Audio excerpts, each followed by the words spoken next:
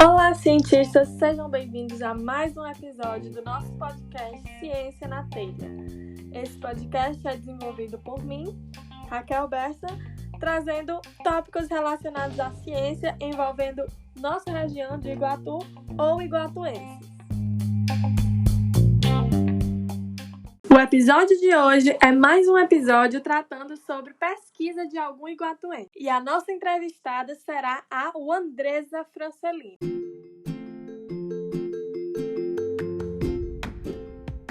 Wandresa Francelino é filha de Maria Valdenilza, que trabalhava na Câmara de Cariús, e Wilson Crediarista.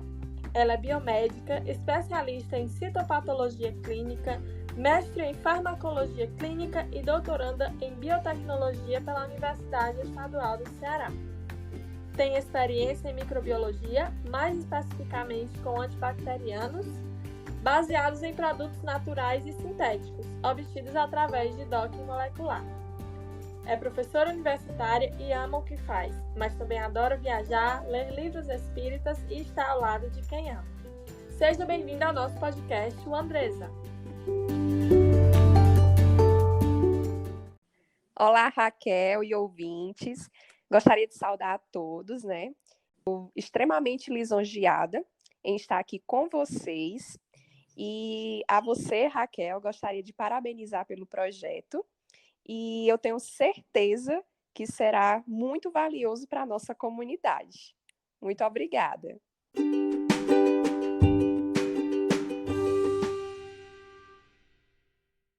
Muito obrigada, Wandresa. Eu também estou muito contente com a repercussão que estamos tendo, com todo o apoio e engajamento dos nossos cientistas iguatuenses. E para a gente começar esse episódio falando sobre pesquisa, você poderia falar um pouquinho para a gente qual é a sua área de pesquisa, o que é que você faz, na verdade? Eu trabalho com uma área da farmacologia em específico, que é a farmagnosia. Nessa área de pesquisa, a gente estuda alguns compostos ativos de origem natural, que têm algum tipo de atividade biológica, né, farmacológica medicinal. E esses princípios ativos, eles podem ser extraídos tanto de vegetal, como também de animal. Porém, eu trabalho com o eixo vegetal. E eu já trabalho nessa área desde a época da graduação, quando eu trabalhei dentro da iniciação científica, projetos paralelos e até mesmo no meu trabalho de conclusão de curso. E aí eu trabalho com uma planta medicinal que é chamada de Croton conduplicatus Kunth, né? Eu trabalhei bastante com ela na época da graduação. E aí, nessa época, a gente fez um pequeno estudo em campo e nós percebemos que existiam 3 espécies de quebra-faca, porque essa planta ela é conhecida popularmente como quebra-faca. E aí existia o Croton Heliotropophyllus Kunth, o Croton Cordiophyllus baio e o Croton conduplicatus Kunth, que é justamente a planta em que eu trabalhei. E aí, eu dou um foco principal para a questão da comunidade, porque a ciência, né, inicia na comunidade, justamente com conhecimento popular. E essa planta, a gente conseguiu extrair ela lá na Chapada do Araripe, que foi justamente onde a gente fez a coleta, mais especificamente na cidade de Potengi, né? E aí eu trabalhei tanto com o óleo, né, dela, como também com o extrato. E as atividades biológicas que a gente testou inicialmente foram apenas a citotoxicidade e a questão também microbiológica, tanto antibacteriana como também antifúngica. Inicialmente, né, nós fizemos alguns testes simples in vitro para avaliar a questão da citotoxicidade. A primeira metodologia que eu fiz foi a da Artemia salina, que é um mini crustáceo que se utiliza de poucas vidrarias, poucos reagentes, e aí a gente se utilizava de lupas, microscopia, e facilmente a gente detectava se essa Artemia salina, frente ao óleo e ao extrato da planta, existia algum tipo de toxicidade, né? E aí eu também trabalhei com outra metodologia, que foi a de citotoxicidade com eritrócitos, Para quem não sabe o que é eritrócitos, são hemácias, glóbulos vermelhos, ou seja, as nossas células sanguíneas. E aí, inicialmente, a gente fazia um teste bem simples, nós coletávamos amostras de sangue e aí nós fazíamos uma espécie de interação do extrato e do óleo com esses eritrócitos. Se existisse algum tipo de degradação da membrana do eritrócito, é porque possivelmente estava acontecendo algum tipo de toxicidade. E o mais engraçado, Raquel, é porque dentro da ciência, apesar dela em muitos momentos ser muito séria, existe a questão também do lado engraçado. Porque para a gente coletar a gente ter essas amostras de sangue, muitas vezes a gente tinha que se autocoletar. Meu grupo de pesquisa na época era muito pequeno, era só 3 pessoas, mais o orientador 4. E aí tinha dia que a gente tinha que coletar um no outro.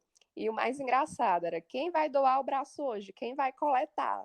E geralmente eram 6, 7, 8 tubos de coleta, né, daqueles com EDTA, que a gente utilizava com o EDTA. Mas era muito engraçado, porque dentro da ciência, mesmo sendo séria, existe também esse lado engraçado.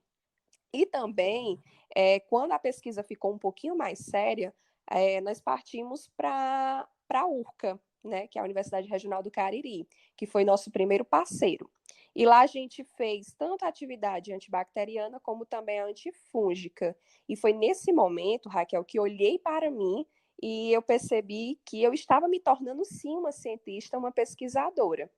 E foi justamente na época em que eu finalizei a minha graduação e fui traçando o meu caminho para o mestrado, doutorado, mas eu me senti um pouco mais confiante justamente porque eu tive essa experiência dentro da pesquisa da ciência na graduação. É muito interessante a parte da gente ter contato com a pesquisa na graduação, né? Isso.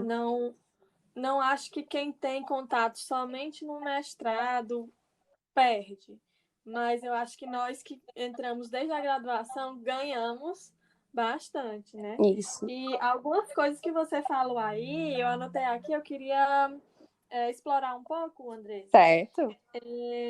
É muito importante esse tópico que você estuda, porque o Nordeste brasileiro é muito rico, né, em espécies vegetais que podem trazer muitos benefícios para a gente e tem muita coisa que precisa ser descoberta ainda. Então, realmente é uma pesquisa necessária para a nossa região do Nordeste. E também muito bom quando você falou que a ciência inicia na comunidade. O final dela também vai ser para a comunidade, né? E às vezes as Exatamente. pessoas não têm nem noção. E é por isso que a gente ama ser pesquisadora. Por quê? Por isso, minha gente. É. Tu falou aí do teu momento de se ver como pesquisadora, né? Quando tu estava fazendo uma pesquisa e estava fazendo coisas mais locais, vamos dizer assim, até brincando, haja sangue aí vocês, né? Entre os colegas. E quando tu se viu como pesquisadora, quando tu começou a ver uma dimensão maior. No meu caso também, eu trabalhava no laboratório aí no IFCE, em Iguatu. Sim. E o momento que eu... Era tudo bem divertido, eu trabalho com nanotecnologia, mas eu não tinha noção do que eu estava fazendo, o que estava gerando. E o primeiro momento que eu disse assim, nossa, isso aqui que eu quero mesmo, foi quando veio uma análise de microscopia do meu material, mostrando que realmente o que eu estava fazendo ali estava dando um fruto positivo, né? E aí... acho que é justamente isso, Raquel, que é muito valioso, porque quando a gente olha e vê o quanto aquilo vai beneficiar a comunidade, eu acho que é mais engrandecedor do que qualquer holofote em cima do pesquisador, do cientista. Isso. E eu tenho uma curiosidade aqui sobre o que tu falou. Tu falou o nome científico da planta que tu trabalha, né? E depois falou quebra-faca que tem alguns tipos. Então, esses dias eu estava assistindo uma palestra da doutora Vanderlan, acho que é esse o nome dela, que ela é conhecidíssima na química medicinal, os químicos que são da química medicinal gostam muito do trabalho dela, e aí na palestra dela ela contou um exemplo de que a planta que eles fazem o chá alucinógeno da Amazônia, peço desculpa aos ouvintes que eu não estou lembrando o nome do chá. Enfim, mas esse chá, ele é feito com uma planta específica.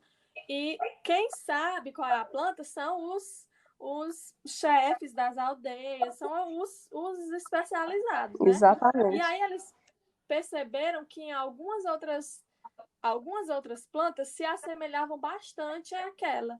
E eles foram estudar as diferenças entre as duas plantas, né? Idênticas, mas que tinham uma diferença aí entre uma e outra. E plantas que as pessoas que não são especializadas usavam na tentativa de conseguir o chá, elas tinham uma substância que era muito tóxica para, o, para os seres humanos. Então aí eu fiquei nessa dúvida.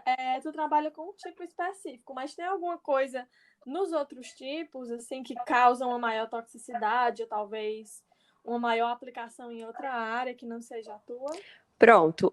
Com relação a essas outras espécies, elas são estudadas por um grupo de pesquisa, né, pelo que eu pude ver, em outras localidades aqui também no Nordeste, mais especificamente lá no Recife, em Recife. E lá eles trabalham com essas espécies vegetais, que é o Heliotropos, né, e o Cordiopholis baio, e eles já tinham alguns resultados justamente referentes aos meus. Porém, quando eu fui fazer os testes de citotoxicidade antitumoral, ainda irei fazer também antiviral, enfim, outras atividades biológicas tiveram resultados semelhantes, porém o meu vegetal, ele apresentou resultados ainda melhores. Mas aí, Raquel, é uma coisa muito variável, porque um vegetal a depender do período do ano que você colete, a depender da Uhum. localização, enfim, pode variar também a questão dos metabólitos secundários que estão presentes naquele vegetal, né? A concentração daqueles metabólitos, as substâncias químicas que estão presentes nele. Então, é bem variável essa questão. Isso, é muito, muito legal você ter falado isso aí mesmo, porque a primeira coisa que meu professor me falou quando eu entrei no laboratório foi dizer, olha, quando você chegar, o que você for anotar no seu caderno, anote se a lua está cheia, se a lua está minguante, porque Exatamente. às vezes é um fator que você acha que não tem importância nenhuma e tem. E numa planta, se está com uma umidade maior ou menor, a incidência solar está maior naquela parte do ano, né? Tudo isso aí vai influenciar nas concentrações de substâncias que elas têm. Exatamente. Aí é tanto que a questão da toxicidade e algumas atividades biológicas são bem semelhantes, porém com algumas pequenas variações. E dentro da minha espécie vegetal, eu pude perceber que, a depender da época que eu coletei, eu tive resultados também variáveis, que é justamente pelos fatores que você falou. Muita, muita coisa que a gente tem que prestar atenção e as pessoas acham que é só chegar no laboratório e ficar brincando de solução, né? Não é isso a pesquisa, gente. Então, Andressa, tu podia explicar um pouquinho mais para a gente como é essa rotina do laboratório, do que tu faz, como é que acontece? Posso sim, Raquel. Bom, como eu já havia falado, eu trabalho com uma área da farmagnosia, né? Então, minha pesquisa, ela tem início no campo, na comunidade, que é justamente o local em que nós coletamos as informações a respeito de quais plantas medicinais são utilizadas por aquela comunidade, quais são as formas, se é na forma de chá, compressa, enfim. E a partir dessas informações, nós voltamos e realizamos uma espécie de refinamento de informações, com pesquisas, né, na própria web, através de artigos científicos, livros. E aí, é nesse momento que nós traçamos metodologias de acordo com o que nós queremos testar, né? De acordo com a atividade farmacológica medicinal, nós iremos traçar caminhos diferentes. E aí, hoje eu trabalho com o gênero também Croton, né, uma espécie, e mais especificamente eu trabalho com o isolado dessa planta, que é denominada de chalcona. E a partir dessa chalcona natural, nós tivemos uma parceria recentemente com a Universidade Federal do Ceará e nós conseguimos fazer um docking molecular e gerarmos 8 novas chalconas, né? Para quem não sabe muito bem o que é o docking, é uma espécie de melhoramento da molécula, com algumas mudanças conformacionais da estrutura, que melhora ainda mais a atividade daquele princípio ativo frente, né, a algumas atividades biológicas que serão testadas. E aí, né, além de tudo isso, nós trabalhamos com 4 atividades biológicas básicas, que é a microbiológica, né, que a gente divide em bacteriológica e fúngica, a citotoxicidade antitumoral e também irei trabalhar com a atividade antiviral. Bom, dentro da atividade microbiológica, mais especificamente na bacteriológica, eu trabalho com algumas cepas básicas, que são as mais comuns a causar infecção, que é a Escherichia coli, o Staphylococcus aureus, Pseudomonas aeruginosa, a Salmonella typhi, Shigella flexneri, Candida albicans, né, também como fungo. E aí, a gente trabalha tanto de uma forma direta, a testar esse isolado e também tanto sintético como natural frente a essas cepas bacterianas e fúngicas, de uma forma direta, a saber se existe ou não algum tipo de atividade microbiológica, como também nós testamos como uma forma de interação, né, para a gente avaliar a questão do sinergismo ou antagonismo, através de uma interação com outras drogas já utilizadas na clínica, com o intuito de debelar essas cepas bacterianas e fúngicas. E aí, quando a gente avalia a questão do sinergismo, isso quer dizer que a minha droga, né, que eu estou utilizando ela vindo da clínica, juntamente com o princípio ativo que eu quero testar, né, no caso, a minha chalcona, se existe um melhoramento da atividade biológica, né, no caso, a atividade microbiológica, isso quer dizer que ocorreu um sinergismo. Agora, se acontecer o contrário, né, se existe um antagonismo, ou seja, a droga utilizada na clínica com a chalcona tiver um efeito retrógrado, isso quer dizer que teve uma quelação de algum princípio ativo presente no medicamento. Né? E isso é uma devolutiva muito valiosa para a sociedade, principalmente a comunidade que tem aquela mania de fazer um mix, né? Tanto de medicamentos que são prescritos pelo médico, juntamente com a planta medicinal, que eles têm um conhecimento. E aí, se tiver um efeito retrógrado, né? Se existir um antagonismo. Então, eu acredito que essa é a parte mais valiosa da pesquisa. E, além disso, está sendo muito necessária, Raquel, muito necessária, a questão de novos testes microbiológicos devido à questão da resistência, que vem crescendo demais nos últimos tempos, né? Superbactérias que estão super resistentes a diversos antibióticos. E, infelizmente, a cada dia que passa, os antibióticos têm que ser melhorados, tem que existir novas metodologias para conseguir alcançar essas bactérias e fungos. E aí, eu também trabalho com a questão da citotoxicidade antitumoral. Eu trabalho essa atividade lá no NPDM, para que quem não conhece, é o Núcleo de Pesquisa e Desenvolvimento de Medicamentos que fica lá na UFC, mais especificamente no Laboratório de Oncologia Experimental, em que existem diversos pesquisadores renomados na área, que assim eu me sinto extremamente lisonjeada de ter compartilhado bancada com esses pesquisadores. E lá a gente trabalha com diversas linhagens de células tumorais, que são todas doadas de forma gentil pelo Instituto Nacional do Câncer, que fica nos Estados Unidos. E lá a gente trabalha com diversas células, desde as células de câncer de mama, de próstata, colo retal, e eu tenho um carinho especial pela a cepa de HL60. Essa linhagem tumoral foi justamente a que eu mais trabalhei no mestrado, que é uma linhagem de câncer no sangue, né, que a gente diz, que é um tipo de leucemia. E no meu mestrado, a minha espécie vegetal apresentou ótimos resultados frente a essa linhagem. E eu acredito que foi um dos resultados que eu achei mais interessantes que estavam na minha dissertação.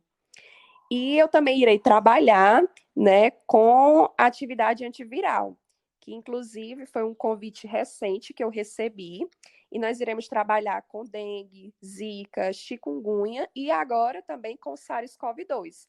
Porém, né, devido a esse momento tão repentino, o laboratório ainda está em reforma, mas eu tenho certeza que eu irei ficar muito feliz em trabalhar com esse vírus e estou bastante ansiosa, principalmente com o intuito de contribuir para a comunidade, para a ciência como um todo. Vejam aí a importância aí do trabalho da Andressa, né? Não só antibacteriano, não só antitumoral, mas também antiviral. E a gente vê que, principalmente trazendo aqui para o SARS-CoV-2, né? Os tratamentos estão com as drogas que já são existentes, eles não estão indo muito para frente. Eles acham que tal medicamento vai funcionar, quando faz o teste com os pacientes, na verdade ele não está tendo o efeito esperado. Então, já vi que esse é o segundo ou terceiro medicamento que acontece. Então, a importância da gente estar pesquisando novas substâncias que não estão disponíveis ainda, né? Exatamente, Raquel. E ao mesmo tempo que a gente acha que conhece o vírus, ao mesmo tempo nós não conhecemos, porque ele tem uma semelhança muito Isso. grande com o SARS-CoV, né, que é o SARS-CoV-1. Devido à proteína spike, que é uma das principais proteínas, né, subunidades estudadas do vírus, tem uma semelhança muito, né, grande, porém com algumas diferenças. E essas diferenças é que devem ser estudadas. Porém, pessoal, também quero destacar que também não a pesquisa dela não vai salvar o mundo assim Isso. amanhã, não. Que é uma coisa que vem de muito tempo, né, Andressa? Então a gente tem aí também, se vocês perceberam, quem está um pouquinho na área de pesquisa, percebeu que a pesquisa dela envolve muitas áreas. É uma pesquisa bem interdisciplinar. Então ela trabalha com a pessoa que faz a extração, tem uma pessoa que deve fazer purificação, ou mesmo ela. Se for a própria Andressa que faz tudo isso, já vai tomar um tempo É enorme, verdade, né? Raquel. Ainda tem os testes citológicos, ainda teve o docking molecular, síntese dessas coisas, e para até a aplicação clínica, isso demora Isso, um tempo, Raquel. né? E a gente trabalha com diversos parceiros, muitos parceiros. Sem eles, a gente não conseguiria levar essa pesquisa à frente, porque mesmo com muitas parcerias, nós levamos muitos anos para que um teste, uma avaliação tão simples, né, que é in vitro, que é a que eu faço, chegue até a fase clínica, né, para serem testadas em seres humanos. Então, demanda muito tempo, muito trabalho e muita parceria. E a ciência é justamente isso. Isso, e o fato de trabalhar com muita parceria também é muito bom, porque traz muitas vantagens, mas também eu acredito que traz alguns atrasos aí, né? Porque nem todos trabalham no mesmo ritmo. E aí a gente tem que muitas vezes também Isso. trabalhar outras coisas, como a questão da paciência, né? Enfim. Mas faz parte. É. Relações humanas, a gente também melhora bastante, certo, pessoal, quando a gente faz pesquisa. E antes de encerrar, eu tenho mais uma pergunta, que é a minha pergunta clássica para os pesquisadores que vêm aqui no Certo. podcast, né? Você gosta de fazer pesquisa, Andressa? E se você pudesse escolher de novo, você escolher de novo voltar lá para a graduação e fazer a iniciação científica? Pois é, Raquel. Eu sou bem sincera, né? Como eu já havia falado, eu não gosto, eu amo aquilo que eu faço. E mesmo com todos os percalços, dificuldades, barreiras e muitas pedras no caminho, mas eu sou muito feliz sendo pesquisadora, sendo cientista e sendo professora. E eu escolheria quantas vezes eu tivesse a chance de escolher, porque a gente sabe, né, você e todos os ouvintes, que não é a realidade vivida por todos, né? Infelizmente, é uma oportunidade de poucos. Mas se existisse essa oportunidade, sim, eu agarraria com todas as forças. E eu sou muito feliz trabalhando com essa área, porque eu estou elevando, né, e empoderando a minha comunidade. E isso me deixa ainda mais feliz. E uma coisa que eu gostaria de ressaltar novamente, porque muitas pessoas se enganam ao pensar que pesquisa é feita apenas no laboratório. Não, né? Nós começamos na comunidade e é pela comunidade, né? Eu sempre gosto de dizer isso. pela comunidade, através da comunidade e para a comunidade. E como biomédica, eu amo a ciência, eu amo a área da saúde e eu gosto de me sentir eu gosto de me sentir feliz fazendo algo útil. E eu acho que através dessa pesquisa eu me sinto assim. Por isso e por todos esses outros motivos, eu escolheria sim novamente. Quantas vezes eu tivesse a chance de poder agarrar essa oportunidade.